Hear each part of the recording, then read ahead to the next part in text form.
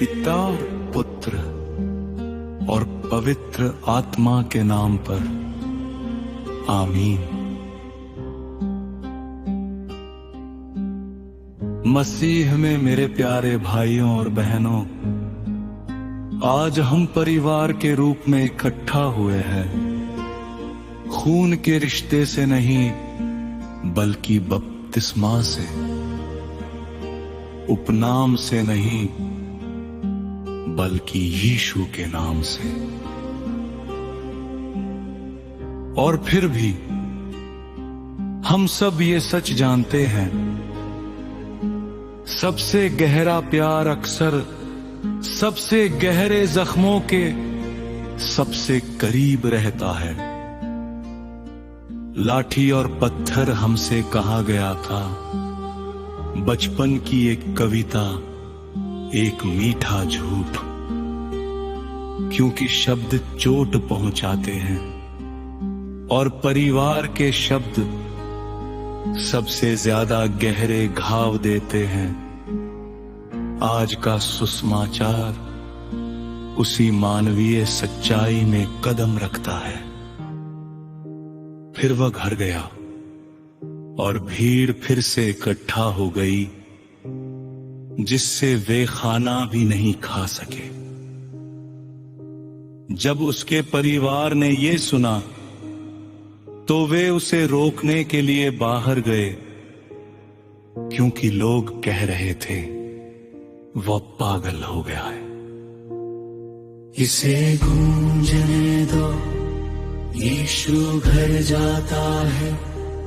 भीड़ उमड़ पड़ती है, खाने का समय नहीं, आराम का समय नहीं। चंगाई शिक्षा देना, दुष्ट आत्माओं को निकालना। दया इतनी तेजी से बरस रही है कि रोटी तोड़ने से भी ज्यादा तेज। और उसके परिवार ने अफवाहें सुनी, वह बहुत आगे बढ़ गया है, वह हमें शर्मिंदा कर रहा है, वह पागल हो गया है। तो वे जाते हैं, सुनने के लिए नहीं, सीखने के लिए नहीं, बल्कि उसे पकड़ने के लिए, उसे काबू करने के लिए, उसे वापस लाने के लिए, उसे फिर से समझदार बनाने के लिए। और यहां है हैरानी की बात, यीशु पर सवाल उठाने वाले पहले लोग दुश्मन नहीं थे, फरीसी नहीं, अजनबी नहीं, बल्कि परिवार। ये जरूर चुभा होगा अगर हम इससे इनकार करते हैं, तो हम अवतार से इनकार करते हैं। वचन देह बन गया और देह स्वीकृति महसूस कर सकती है। देह गलत फहमी से दर्द महसूस कर सकती है। देह अकेलापन महसूस कर सकती है। और सुसमाचार हमें ये क्यों दिखाता है, ताकि हम हैरान न हो जब आज्ञाकारिता पागलपन जैसी लगे, ताकि हम निराश न हो जब पवित्रता को गलत नाम दिया जाए। क्योंकि ईश्वर के लिए जोश अक्सर उन लोगों को डराता है जो हमसे प्यार करते हैं। संतन पौल बाद में कहेंगे, हर मौके का ज्यादा से ज्यादा फायदा उठाओ। यीशु ठीक वैसा ही करते हैं। भीड़ वहाँ है, टूटे हुए लोग मौजूद हैं।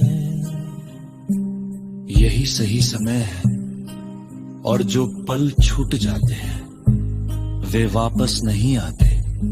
लेकिन जल्दबाजी को आसानी से अस्थिरता समझ लिया जाता है, भक्ति को जुनून समझ लिया जाता है, बुलावा को गैर जिम्मेदारी समझ लिया जाता है। आज भी तुम इस विश्वास वाली बात को ज्यादा गंभीरता से ले रहे हो। तुम नॉर्मल क्यों नहीं हो सकते? बस इसे थोड़ा कम क्यों नहीं कर देते? दुनिया और कभी कभी हमारे परिवार पवित्रता को बीमारी मानते हैं। नीतिवचन ने हमें चेतावनी दी थी, एक आदमी को सही जवाब में खुशी मिलती है। सही समय पर कही गई बात कितनी अच्छी होती है।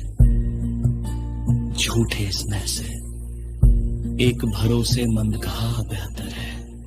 लेकिन यीशु को सही शब्द नहीं मिलते, उन्हें लेबल मिलते हैं। प्यार से सुधार नहीं बल्कि डर से पैदा हुआ कंट्रोल।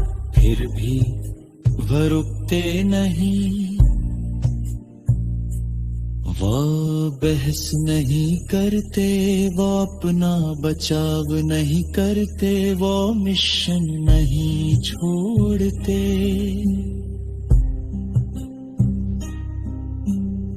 बाद में जब उनसे कहा गया, तुम्हारी माँ और तुम्हारे भाई बाहर है, वो जवाब देते हैं, जो कोई भी ईश्वर की इच्छा पूरी करता है